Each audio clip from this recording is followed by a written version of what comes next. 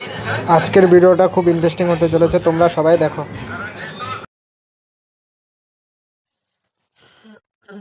তো নমস্কার বন্ধুরা, কেমন আছেন? আশা করি ভালো আছেন। তো আজকের টপিকটা হলো আপনারা কিভাবে আপনার কোন ব্যাংকের ডিবিটি লিঙ্ক আছে সেটা চেক করবেন। ঠিক আছে, তার জন্য সাধারণত আপনারা গুগলে যাবেন।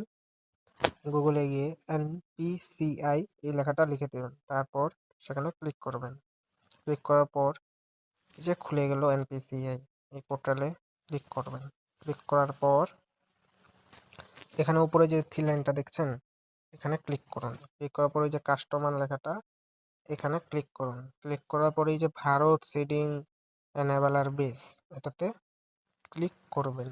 ঠিক আছে, একটু সময় নেবে লোডিং হতে, কোনো সময় সার্ভারেরও প্রবলেম থাকে, তার জন্য কিন্তু একটু লেট হয়, কিন্তু আপনারা আবার ব্যাক করে সেখানে ক্লিক করবেন। ঠিক আছে, এখানে দেখছেন যে আধার ম্যাপিং স্ট্যাটাস যে লেখাটা আছে, এখানে ক্লিক করবেন। ক্লিক করার পর আপনাদের যে আধার নাম্বারটা আছে, সেটা ইন্টারভিউ আধার নাম্বার, সেটা এখানে বসিয়ে নেবেন। ঠিক আছে, আধার নাম্বারটা বসিয়ে নেবার এখন বসিয়ে নেবেন। বসিয়ে যে সেম টু সেম যে ক্যাপচার কোডটা দেখছেন এখানে, এটা সেম টু সেম এখানে বসিয়ে নেবেন। ক্যাপচার কোডটা কেমন আছে, যেমন 933205 বসিয়ে নেওয়ার পর চেক স্ট্যাটাসে ক্লিক করবেন।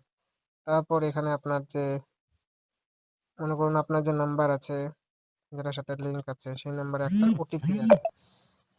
ওটিপিটা বসানোর পর এখানে কনফার্ম লেখাটা আছে, যে কনফার্ম লেখাটাতে ক্লিক করবেন। তাহলে দেখাবে আপনার কোন ব্যাংকে ওটিপি আছে, মানে ডিবিটি লিঙ্কটা অন আছে, সেটা এখান থেকে দেখিয়ে দিবে। ঠিক আছে, যদি তোমাদের কোনো রকম বুঝতে অসুবিধা হয় তো আপনারা কমেন্টে জানাতে পারেন। আর আপনাদের যদি আমার ভিডিওটা ভালো লেগে থাকে তো ভিডিওটাকে লাইক ও চ্যানেলটাকে সাবস্ক্রাইব করে দিবেন। আপনারা যদি চ্যানেলটাকে সাবস্ক্রাইব বা লাইক করেন ভিডিওটাকে, তো আমি আরো উৎসাহ হব আপনাদের এরকম আরো ভিডিও দেওয়ার জন্য। তো দয়া করে আপনারা আমাকে একটু সাপোর্ট করবেন। ঠিক আছে, ভিডিওটাকে লাইক এবং চ্যানেলটাকে সাবস্ক্রাইব করে দিবেন। আশা করি আপনারা বুঝতে পেরেছেন, আর না বুঝতে পারলে আমাকে কমেন্টের মাধ্যমে জানাবেন, তো আপনাদের আমি ভালো করে বুঝিয়ে দেবো। ওকে, তো আজকের ভিডিওটা এতটুকুই। ধন্যবাদ আপনাদের দেখার জন্য ভিডিওটা। প্লিজ ভিডিওটাকে লাইক ও চ্যানেলটাকে সাবস্ক্রাইব করে দেবেন।